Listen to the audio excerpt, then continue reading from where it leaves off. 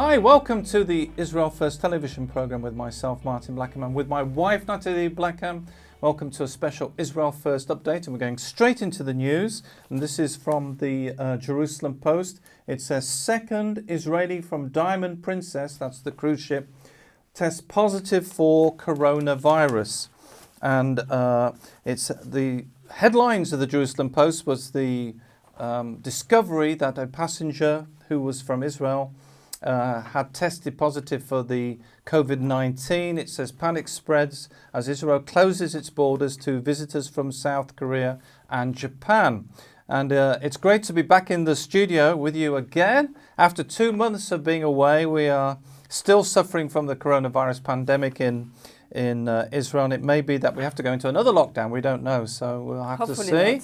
We Hopefully prefer not to, but this is something that is a possibility, and it may be as you're watching the program, you've either come out of a lockdown or you're going back into one. So we are sympathetic with you, and we hope that that the information we give you will give you a bit of an understanding of what life has been like in Israel and what's happening at the moment. Mm-hmm. And Natalie has some thoughts to share on the coronavirus, but just another quick headline. This is from the Jerusalem Post. It says 70,000 quarantined as 17th coronavirus patient discovered, and flights were cancelled at Ben Gurion Airport. They've locked down the country. We've been in isolation, really, haven't we? Yes, but not just, obviously the tourists can't come. Right now they are saying maybe mid-July, but every day is different, and we don't know what's going to happen tomorrow. It's like we're living day by day, and it's around the world like that. But it's like we had 2 months, and I've learned a lot of things, and I listen a lot of YouTube and Zoom and all of that. And, if there is a lot of confusion, do this, don't do that. Oh, no, you can do that, but don't do this. Go to work. No, don't go to work. And, there was some funny humoristic videos also about that. But it's like, God is not confused. And we need to know that in this world of a lot of confusion right now. And one of the positive things for you to know is that in the middle of, the pandemic, and we're still on the edges of it, in the middle of it, we've been fortunate or blessed not to have such a high death rate as a lot of countries. Yes. So that's one thing very good in Israel. Because Israel also closed their borders very quickly. So because we have a lot, usually we have 4 million. Now we have 4 million tourists coming usually regularly during the year. So it's like everything is flat out for all the tourists right now. And not only that, even like some Jewish people who don't live in Israel, it's very hard now for them to come here. Like I heard there is some students usually who come, and now the Ministry of Interior said, no, you can't come. I don't know exactly the reason. We guess that is because of the coronavirus, and a lot of people from America, 70%, brought the coronavirus here. So there is a lot of things happening. Cautious. There is a lot of things happening. But one of the things we need to understand that God is in charge. He knows what's happening, and we don't need to freak out. I know there is some hardship, and like we are all in the same boat, by the way. But when you see God, let us look at the positive things. First of all, nature was so happy. Less pollution. The animals, I'm sure you saw a lot of videos too, the animals were so happy, they were happy too. It's like, oh, there is less human now, let us go for a little walk here and there. And Paris, London, everywhere, even in the big cities. But one of the things, if we look also how God sees the thing, He put us all in our home for a few weeks, and who could have done that on the earth? And He knows exactly what He's doing. Now, one day I was pondering about that, and I felt the Lord saying, you know what? I love my people so much that you have to understand sometimes you are running out of your house, and me, I want you in your house to speak with you, because I have a lot of things to say to you. And we said already a few times, you know, we are coming into a new era. And all is also depending of Israel. And, you know, I was reading this book, The Tongue of the Prophet. I speak about this book so often. But it's been really a pivotal time for me. When I read it for the third time, suddenly I realized, oh my gosh, history in the world is happening not because of this country and that country. No, it's happening because it's his story. And it depends of Israel, what God is doing with Israel. And I was looking, suddenly I realized, oh, the First World War was done because there was the Ottoman Empire who was here it wasn't called even Israel at that time, it was called Palestine. So during the First World War, the Turkish Ottoman went with Germany. They were allied together. And so at the end of the First World War, Germany was defeated. And so the Turkish Ottoman just disappeared because of that. And so suddenly Palestine wasn't anymore under the Turkish Ottoman. And the British came, there was a British mandate, and which was good in one way because it's like, first of all, there was some Christian praying for seeing Israel being reborn, which was very interesting. And again, Israel, there wasn't enough Jewish people. There was an aliyah of Jewish people coming, but it was a big thing for them. There were still very few. And so the British was there. And then after, there was a Second World War, which was like terrible. But sometimes we forget, you know, I've relearned that again. And there were 6 million Jews who were killed. But in the total of the war itself, there was between 75 to 80 million people who were killed. Now, directly with the war or because of the consequences of the war. So this was a huge thing. But all of that was why? Because suddenly, few years after, only 3 years after, Israel was reborn. It was like the state of Israel was reborn again after 2,000 years. And like when you see how all these things, it's like we really have to learn. And again, with the coronavirus, I think God is trying to make us saying, hey, okay, hey, stop running around all the time. The world was running around crazy. Like sometimes we say like a chicken without a head, you know, they carry on running for a while. And we were a bit like that. And God said, yeah. Okay, and I want to speak to you. And you could see in different cities, pollution levels have gone down during the lockdowns. Yeah. And people have to think. And, you know, I was listening to some rabbi because we speak about the redemption of the world is coming. There was a redemption of Israel, but there is a redemption of the world.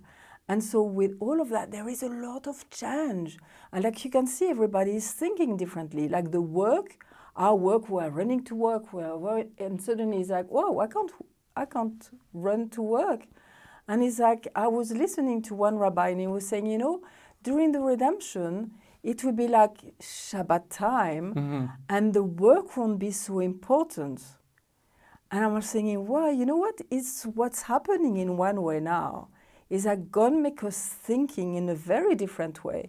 And it takes time to change that. But I think with this corona, the redemption steps have been accelerated. Well, one of the interesting things is we've just, as we're in the studio, so obviously things can change they're changing on a daily basis. Yes, there's so many things happening in the world. But just as we've come in the studio today, this is the headlines of Israel National News. It says number of schools closed over coronavirus outbreaks rises to 42 in Israel.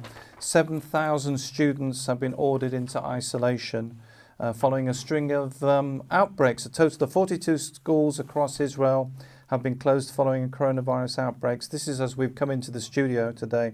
Thousands of students ordered into quarantine. 6 more schools were ordered to be closed or staff members tested positive for the coronavirus. The city of Bat Yam, south of Tel Aviv, ordered 2 high schools closed with 3 cases coronavirus. Also, the southern city of Beersheba ordered the closure of a high school after 1 student tested positive. The school outbreaks have raised fears Israel could be headed for a second wave of the coronavirus. So we don't really know. There was a big school also in Jerusalem. Yes, the gymnasia, high school in Gymnasia. And some people have said, well, this is just schools, but the senior health official told Israel Television that Israel is on the verge of a new serious outbreak.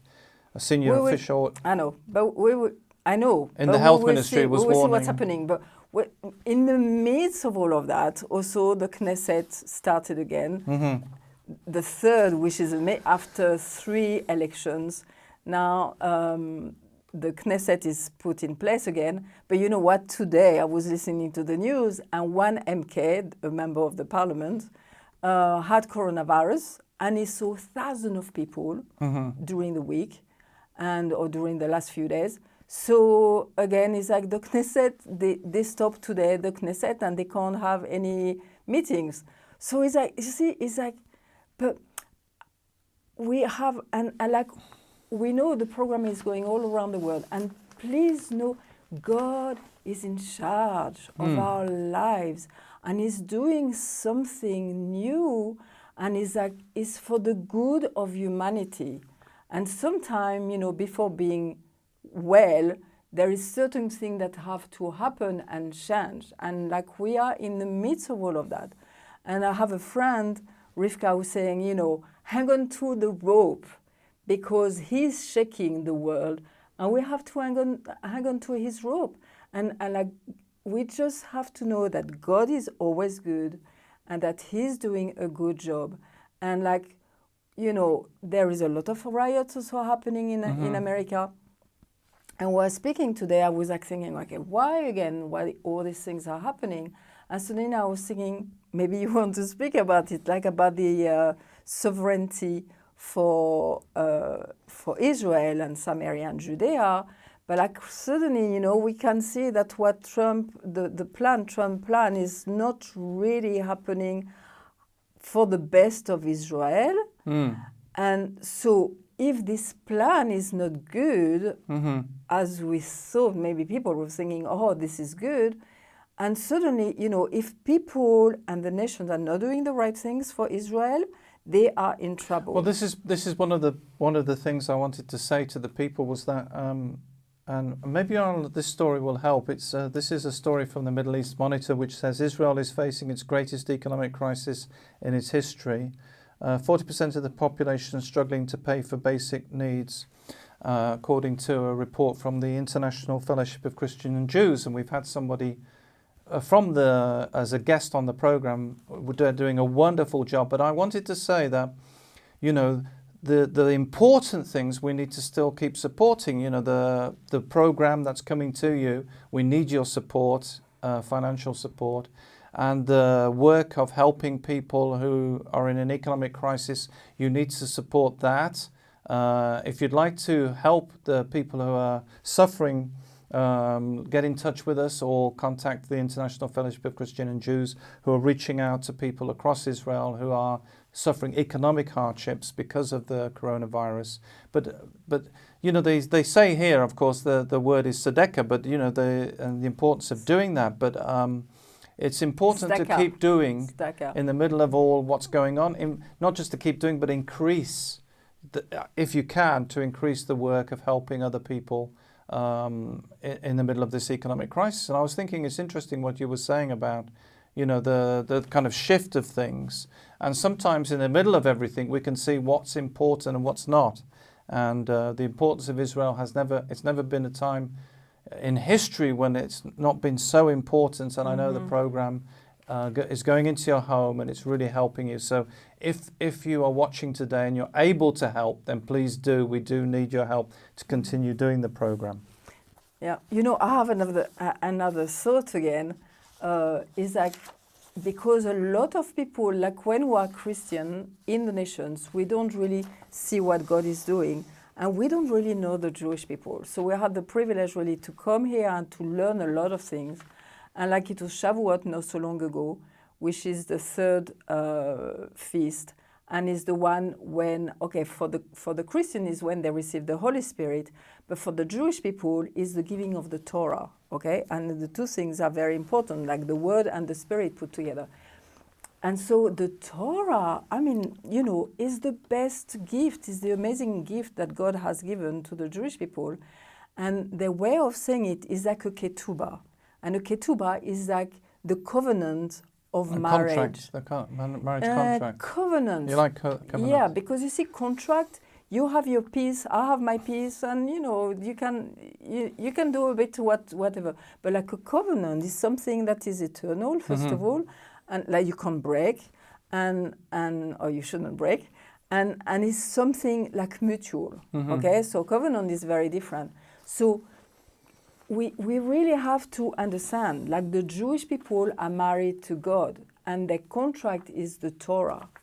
And like God is bringing them back here for bringing the Torah to the nation. They have a very important mission to do. And when you see that, is that God, again, when he's bringing the people into this land, his Shekhinah, his presence is getting stronger. And again, with the mix of all the corona, people can't come here. But at the same time, because they can't come, it's like, hey, I really want to go to Israel. Well, one of the ways you can come to Israel is via the program, you know, watching the program. We'll bring you parts of Israel, bring you guests from Israel, and bring you what's happening here. And one of the exciting things that I was thinking about, just about to talk about, that's happening in the middle of everything, is that the Temple Mount is open again, which is very interesting because our last guest before we had the lockdown was Rabbi Yehuda Glick, who has been campaigning for many years regarding Temple Mount. It says Temple Mount, this is the Jerusalem Post, Temple Mount open again after 2 months of being closed because of coronavirus. All visitors were required to wear face masks and their temperatures were taken at the compound gates. Amongst those who visited was Temple Mount activist and former Likud member of Knesset, Yehuda Glick, former government minister Uri Ariel, and former MK Shuli Malarim. Elishama Sandman, chairman of the Yeruah organization, which encourages Jewish visitation to the site, said it was very pleasing to see hundreds of Jews go up to the Temple Mount after 70 days of closure. It was literally closed, it was locked up for 70 days because of coronavirus. He said that the Jewish visits were calm despite attempts by some Palestinian Arabs to disrupt them, which he said were dealt with by the police. And one of the exciting things that happened with this opening of the Temple Mount was that Rabbi Yehuda Glick from Shalom Jerusalem Foundation was able to go up.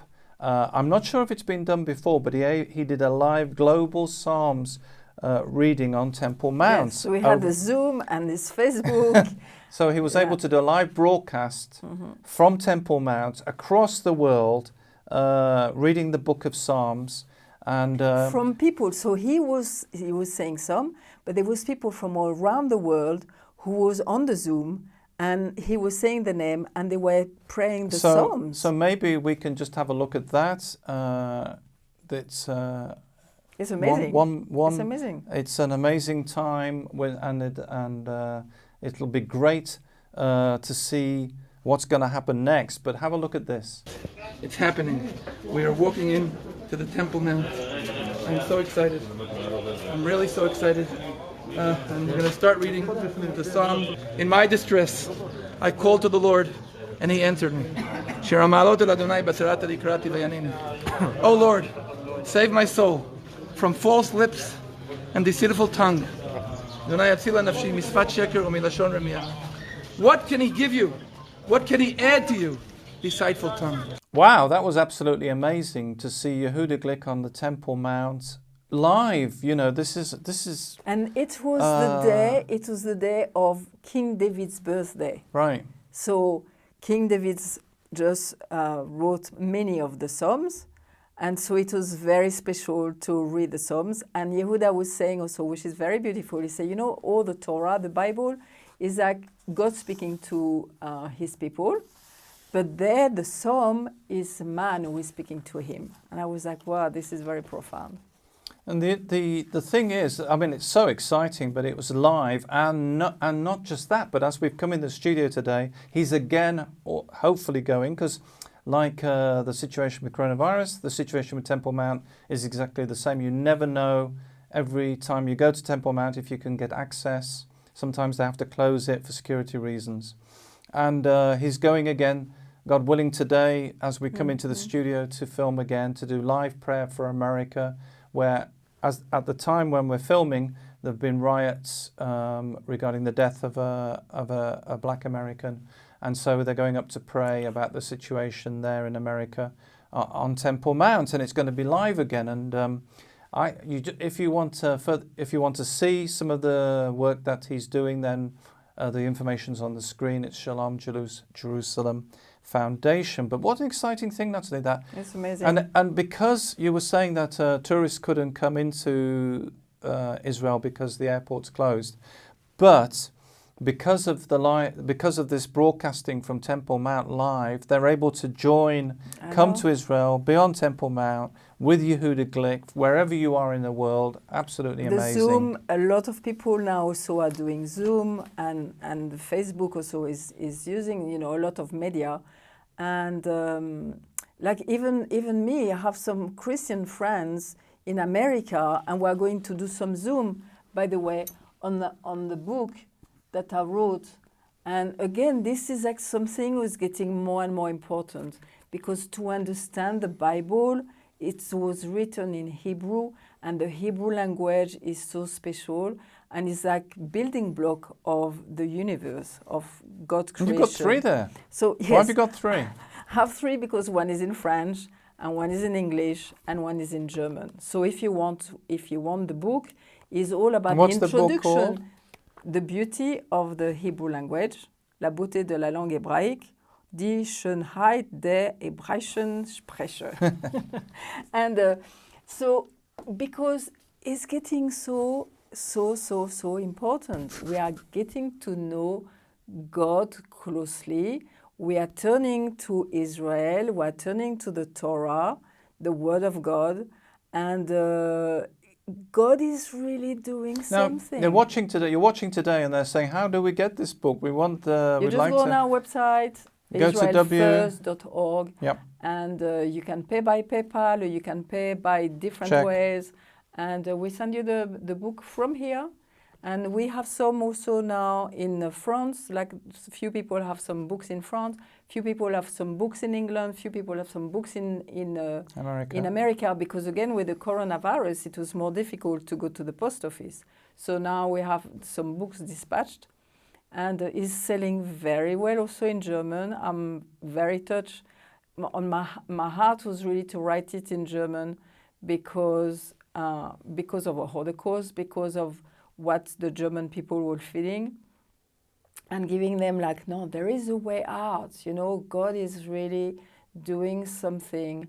And it's a very positive thing in the middle of, like we were saying earlier about Tzedakah and helping, or different organizations helping us to reach the nations with the Israel First television program, helping people who've suffered economically during the coronavirus. So it's the Hebrew language is a very positive thing. I'll tell you. Because there's a lot of negative things if you watch the news, and so this is very important. Now, something which we almost didn't want to discuss, but I think is very, very important, just to explain the situation, because some of you may have heard of it. This is the Vision for Peace. This is Trump's vision for Israel, the peace plan, and you can see various areas which have Palestinian Arabs, and there also are where Jewish communities are located.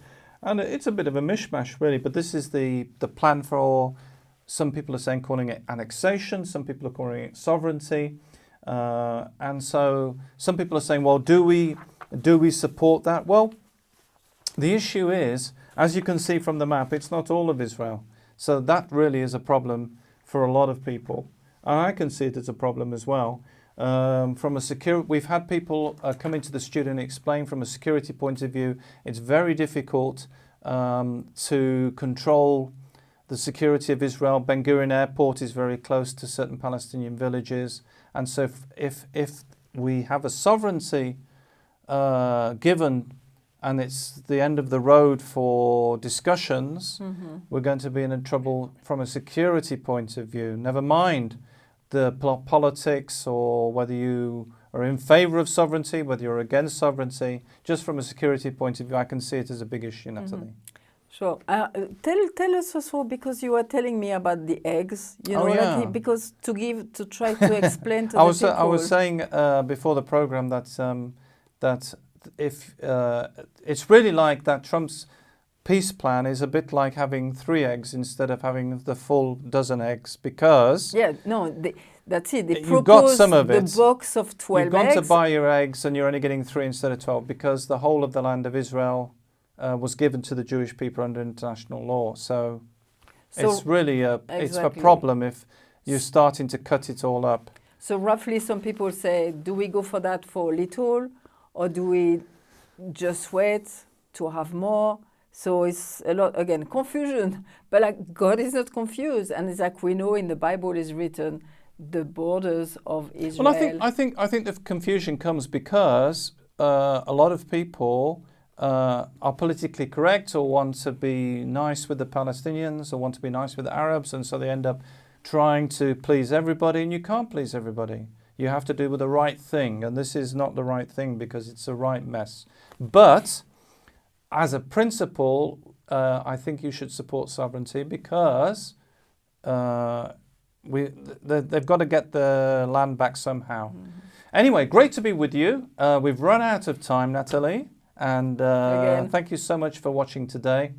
If you'd like to support the program or find out more information about the Israel First television program, go to our website, www.israelfirst.org. And you can email us. We love to receive your emails. We'll read them out. Don't forget to support us, because we need to have financial support if you want to see the program continuing. Our email address is info@israelfirst.org. Remember, with a program that looks at the land, the people, and the language.